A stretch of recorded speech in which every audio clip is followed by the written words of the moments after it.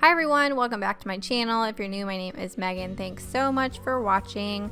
I make videos all about mom things, vegan lifestyle things, and my weight loss journey. Today I'm back with a recipe for healthy green pasta. I'm going to start with some veggie broth in my non-stick green pan that I will link down in the description box for you guys.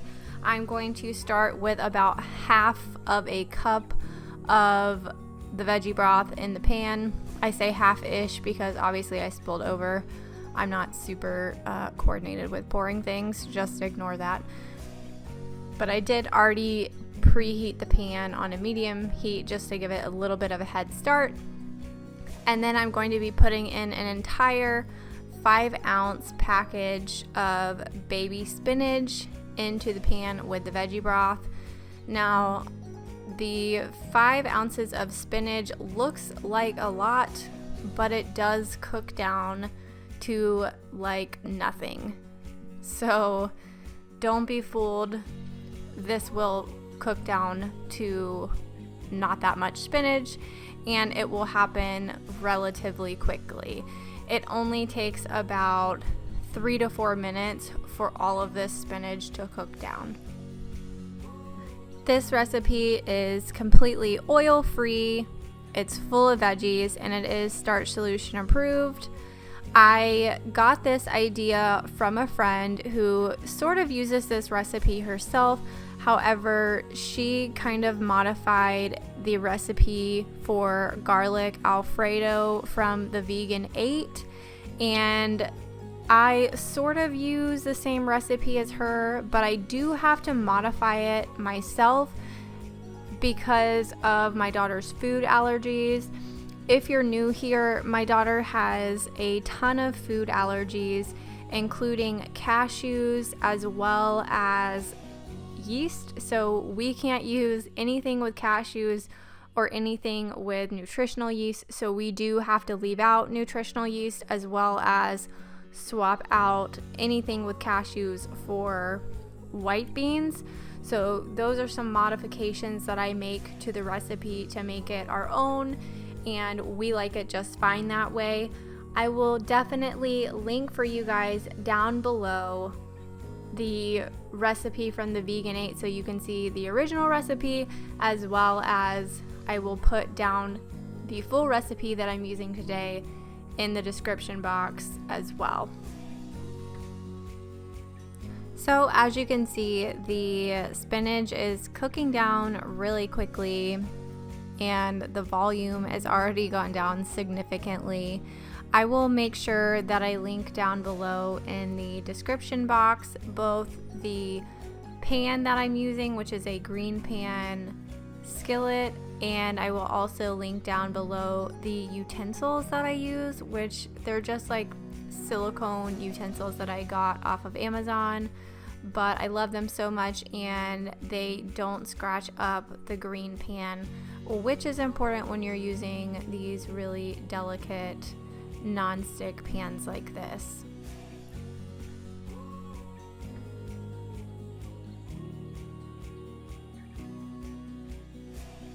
So the broth that's in the bottom of the pan really helps keep the spinach from sticking to the pan, and really at this point I am just stirring and stirring to try to make sure that the spinach is evenly cooked. And if I'm being honest, I may or may not have overcooked the spinach, but it really doesn't matter because we're gonna blend this spinach up, so I really just want to make sure it is good and cooked all the way through.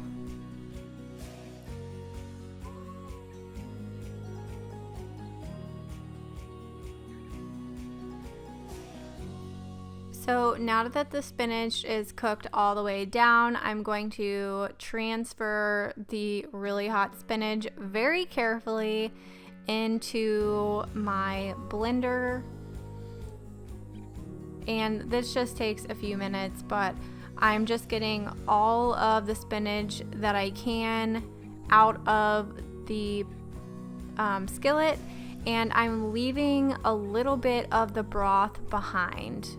I'm not trying to get all of the juice out of the pan, just the spinach is the important part.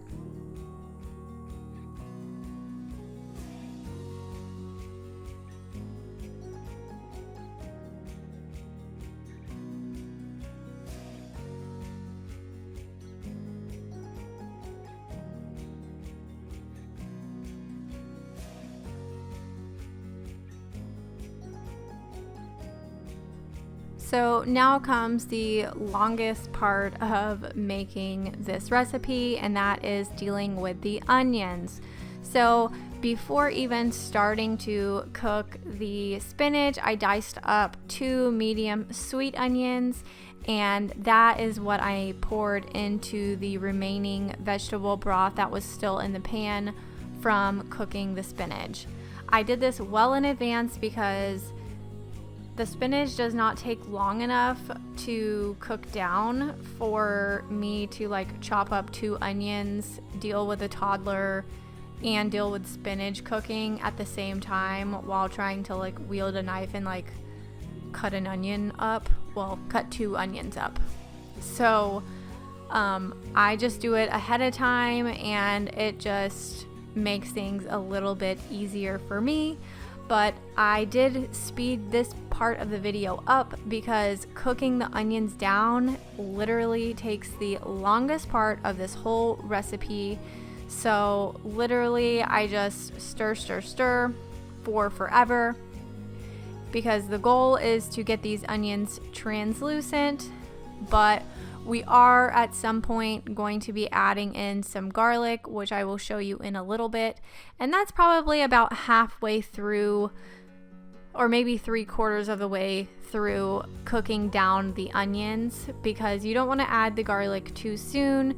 Otherwise it will kind of like overcook and burn, and that's not what you want either.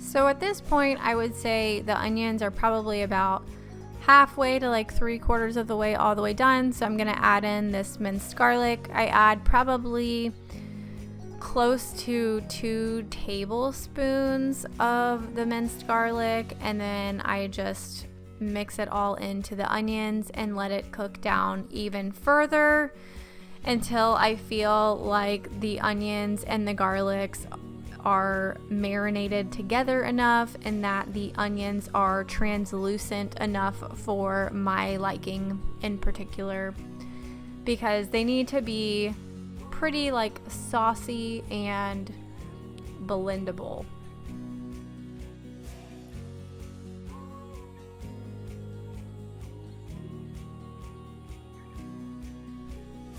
So if you haven't noticed, I have not had to add any water or extra broth or anything to this mixture of garlic and onions, and that is for a few reasons. One, there is a little bit of water in the garlic because it's minced and in a jar, so they do add like a little bit of water and I think like some sort of like clean preservative to help it keep in the jar. And then 2, there is water that cooks out of the onion that keeps it from sticking to the bottom of the pan, which is really, really helpful when you are trying to keep it from sticking. But I do stir it really, really frequently also, just to keep it moving and try to keep everything cooking down super evenly so that no onion goes uncooked.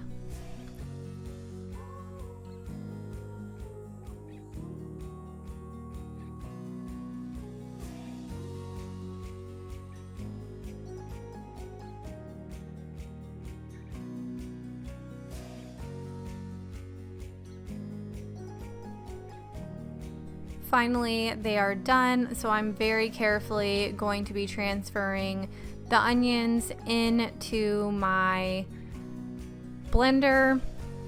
Like I said, very, very carefully, because this is a super duper hot mixture, but I want to try to get every little bit of the liquid and the onions and garlic and everything out of the pot this time. Unlike before where we left the liquid, this time you want all the liquid and everything to come with the onions.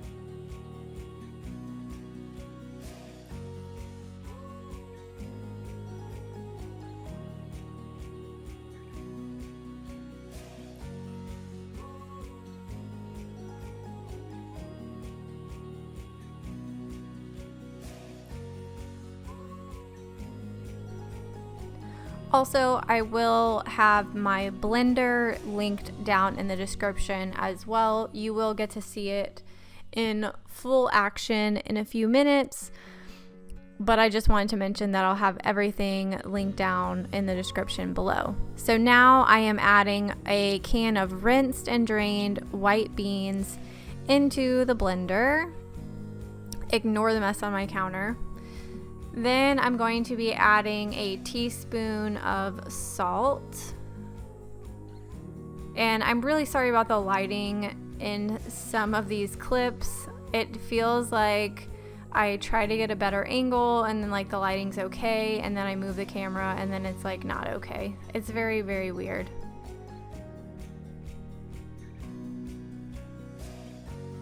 The next thing I'm going to be adding is about half of a tablespoon of lemon juice. And the recipe from the Vegan 8, I think, says you can go up to like a full tablespoon to maybe a tablespoon and a half of lemon juice.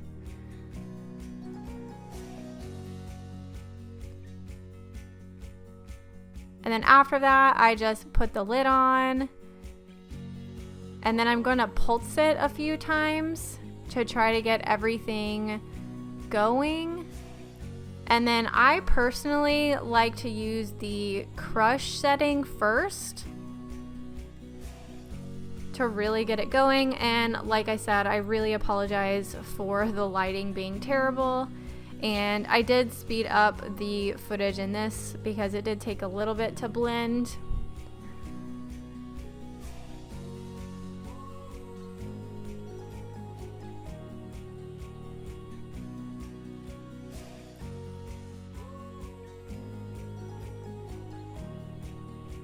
And you can see Seeley running around like a wild woman, jumping up and down.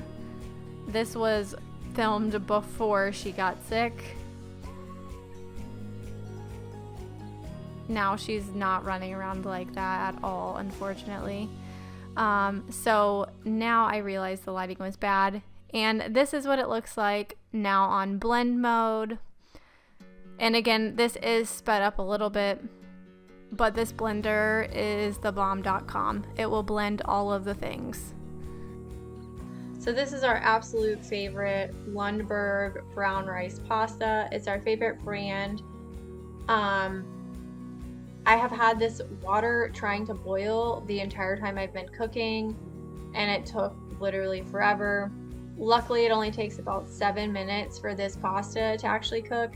And you're about to see me literally struggle so hard to get the oven timer to actually do what I want it to do. I promise I've used it before, but literally it looks like I've never used it in my entire life.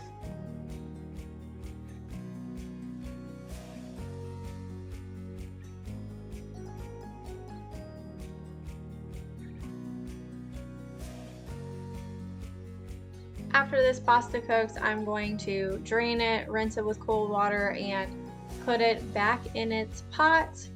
And then I'm just going to pour the green pasta sauce all over, and then I will be mixing it all together. Pretty simple, pretty basic, nothing too complicated. I will say the batch of sauce this time made quite a bit, like more sauce than there was pasta. I probably could have made a double batch of pasta for how much sauce there was, but it came out just as delicious. It just depends on if you like a little bit of pasta with your sauce. Sometimes I'm in that kind of mood. It's fine, totally fine. And this is what Seeley's plate looked like. I had pasta and a little side of pineapple for her. And this was my bowl, which was pretty basic. If you like this video, give it a big thumbs up. Make sure you're subscribed and hit the bell, and I will see you in the next one. Bye!